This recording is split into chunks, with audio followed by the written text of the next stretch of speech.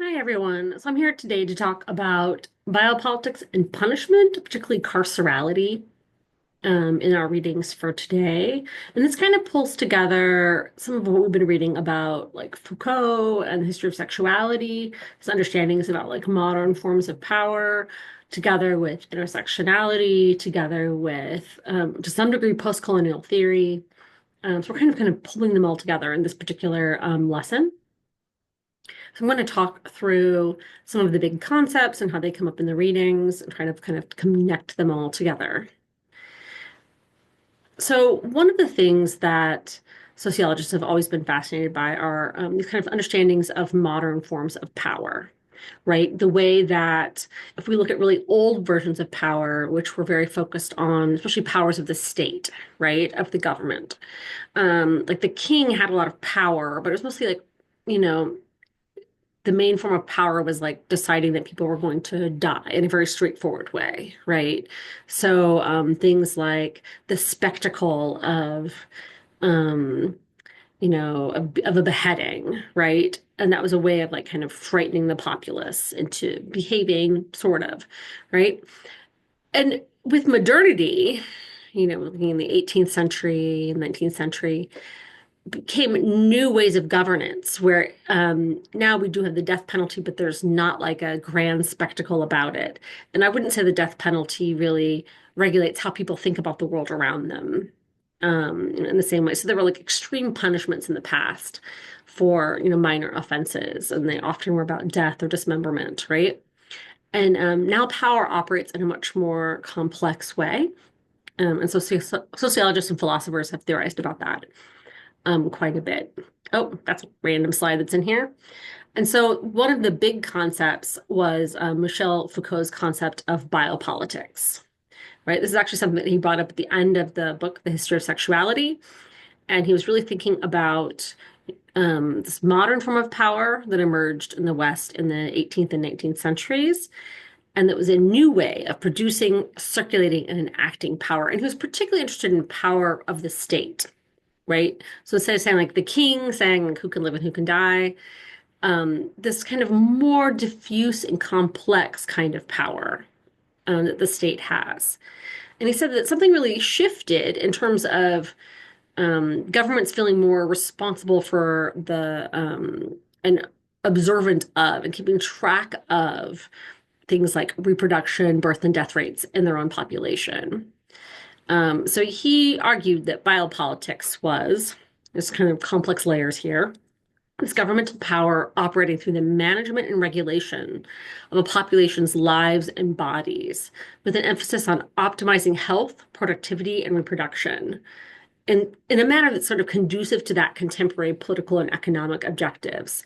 So, for example, vaccine campaigns are a really great example of this, where the state becomes literally like financially invested in children living longer, right? Or invested in living conditions. So having building codes is kind of part of biopolitics. People being able to, live in places that are habitable, defining what that means.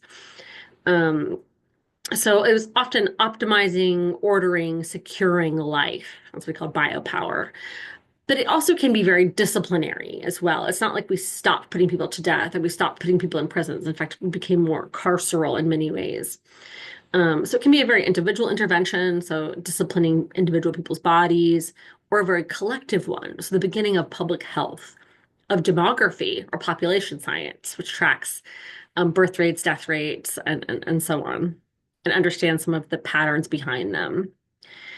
It is really linked to what we've talked about in terms of like neoliberalism and the rise of neoliberalism. This sort of came a little bit before that, but it kind of feeds into it. And the rise of science, medicine, and capitalism, particularly science as any kind of authority, or medicine as a kind of authority in our everyday lives. So to give you some examples, so I said policies about vaccination, that would definitely be considered part of like biopolitics. Things like the availability of contraception, the availability of food stamps or EBT, economic regulation, what the minimum wage is. Is it enough for people to like live or thrive on?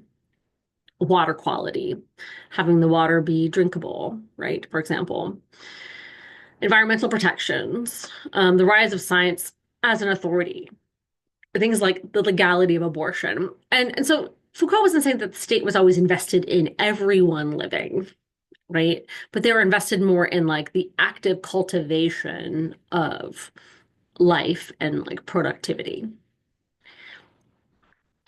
And we see this feeds into kind of a little bit of Achille Mbembe. It was like kind of the extra reading for today. You can probably get away with just watching the video. It's a very hard reading. But he argued the ultimate expression of sovereignty resides in the power and capacity, move myself over here for a second, to dictate who may live and who must die. So Mbembe said it wasn't just about optimizing and securing. He says like a part of biopolitics and biopower is actually that there are having to be some groups who are dying or not flourishing, you know, in this system. So we're going to talk a little bit more about that in a second. So this is Mbembe. This was specifically about how governments assign different values to different kinds of human life, and like who is considered disposable. And he said this is actually a key part of democracies. We think of democracies as being much more free and much more full of equity, but the dark side of them is that there's always like, you know, if you think of this from a very post-colonial perspective, there's always like the colonies, right? Where that's kind of lives are disposable there. This is making me think of The Handmaid's Tale right now, where there's a discussion of like the colonies where like, you know, all of the radioactive stuff is being like handled somewhere else, right? That those people are the disposable people. And that there's always in democracies a group of people who are kind of being reduced to like bare life circumstances. It's not that the state is coming in and killing those people directly necessarily, right? Um, but instead just sort of allowing them to be exposed to death, right? I'm gonna give you some examples of this.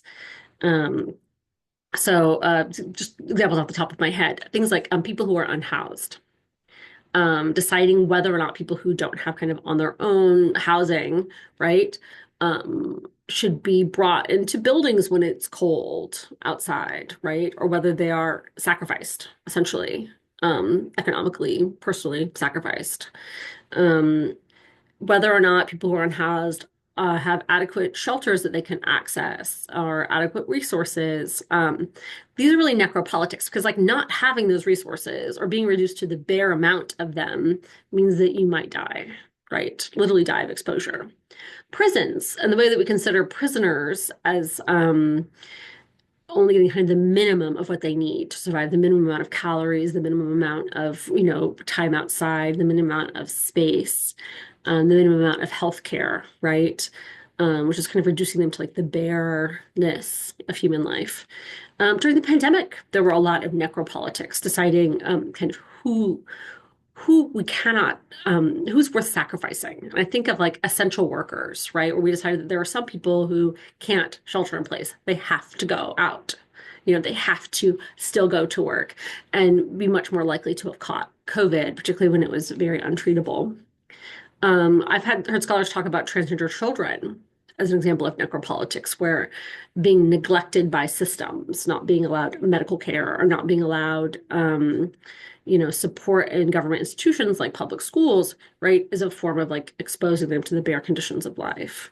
Government neglect of AIDS in the 1980s. It's not that the government was purposely infecting gay men and IV drug users and other people who got AIDS really early on. But there are complete neglect of doing anything about it for several years, right? Or not considering it a priority. The president didn't even talk about it in public. Um, you know, led to the deaths of many people. Things like in the global economy, having really nice iPhones. Like I have this really nice iPhone right here. Love my iPhone, right? Um, may may rest on there being people who died as they were making this, right? Or were exposed to very treacherous conditions.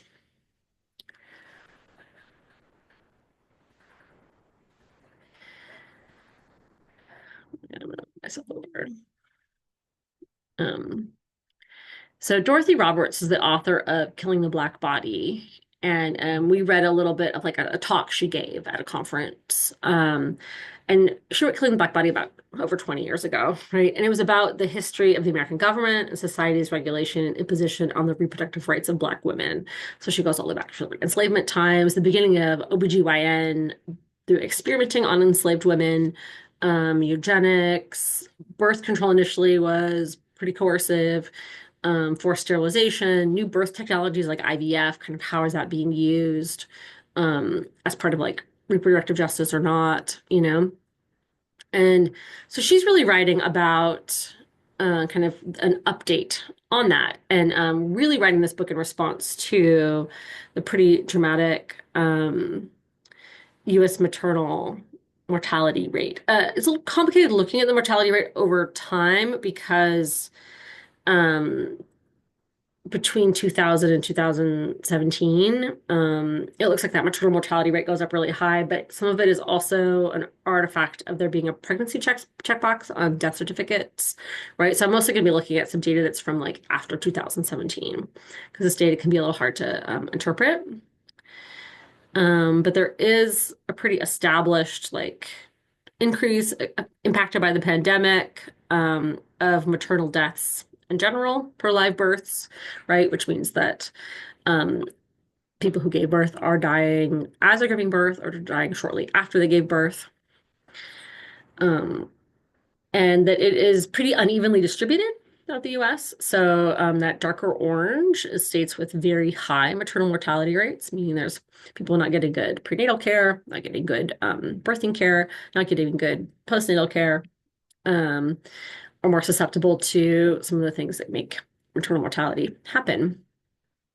But it's very unevenly distributed. So the maternal deaths per 1,000 live births, again, it's a little bit tricky looking at after 2017, but even in this area, we see that Black and Indigenous and Alaskan Native folks have just much higher maternal death rates, right? And so Roberts was really writing in response to that and arguing that this is like still a problem. In fact, it's still like an ongoing problem, even more so than it was 20 years ago when she wrote this book. And so that's definitely a form of necropolitics. It's not like the state is saying, hey, like, we're going to actively go and kill these mothers, right? That's like not what they're doing, but they're saying, hey, we're going to actually underfund hospitals in the Deep South. We're going to make it so that we're going to close a bunch of rural hospitals so people have to drive a really long way to get medical care.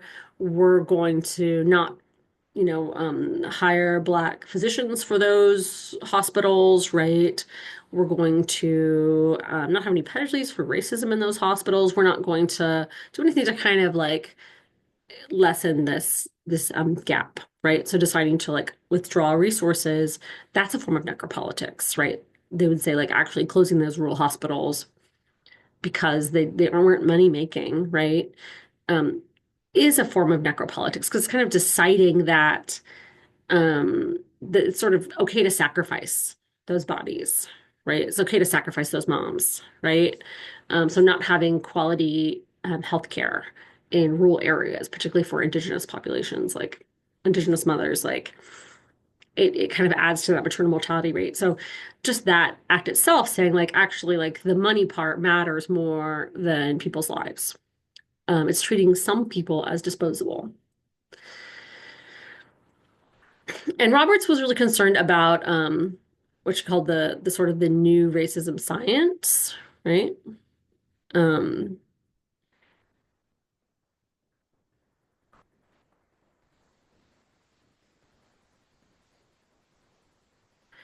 um, that this like everything from like people talking about their ancestry composition from 23andMe, right, to this international race science network.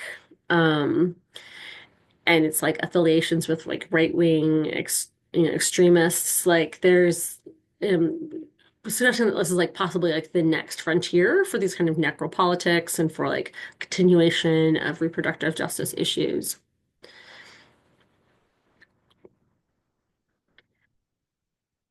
Broadly, Foucault was really theorizing about carcerality. So he would say that, the government, there's a little meme over here, Foucault, is this a prison? And it's like anything that organizes society. He argued that instead of there being these like clear moments of like, okay, this person committed a crime, so they're going to be like beheaded in the square, and now everyone's like, seeing state power at work. He said that that power was really diffused all throughout society, and that was very focused on disciplining bodies and minds, right? Kind of teaching us to be and act a certain way through things like normalization, which we talked about with the history of sexuality. But he really thought that there were like this new form of like disciplining the body, making people into docile bodies, particularly through capitalism, very related to jail and prison policies, right? So we've talked a little bit about the panopticon, right? That it was like this particular way of creating prisons in a circle where all of the prisoners were in these cells stacked up, and the guard was in the center, and the prisoners could not tell if the guard was looking at them, but the guard could technically see into all of their cells. So he talked about these very like modern forms of power in which people really felt like I'm being watched to see if I'm doing this right, right? If I'm like being, legal or whatever, but I don't really know if I'm actually being watched, right? So there's these sort of like modern ways of like surveillance. And he really wrote about the ways that instead of incarceration just happening in jails or prisons, it becomes norms that are like diffuse throughout society, right? They operates much more broadly as different forces to what we can think of calling producing security, but isolating and punishing people. And Brittany Friedman, one of the readings we read, talked about like the broader policing, surveillance, and criminalization of groups of people. Oh, this is a little Foucault joke. All right, Foucault, you've criticized how society runs their schools, so we're giving you this grant to put your ideas into action and show a better way.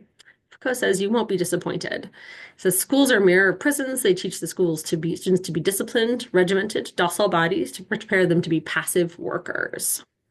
Right. So he really argued that a lot of institutions were just sort of mobilized by the state power to kind of create, very, again, disciplined, regimented, docile bodies, people who will sit at their desk, people who raise their hand to speak, people who will be like punished, in ways that are sometimes very carceral, right? Sometimes by actual police officers on call, campuses, which is a new phenomenon.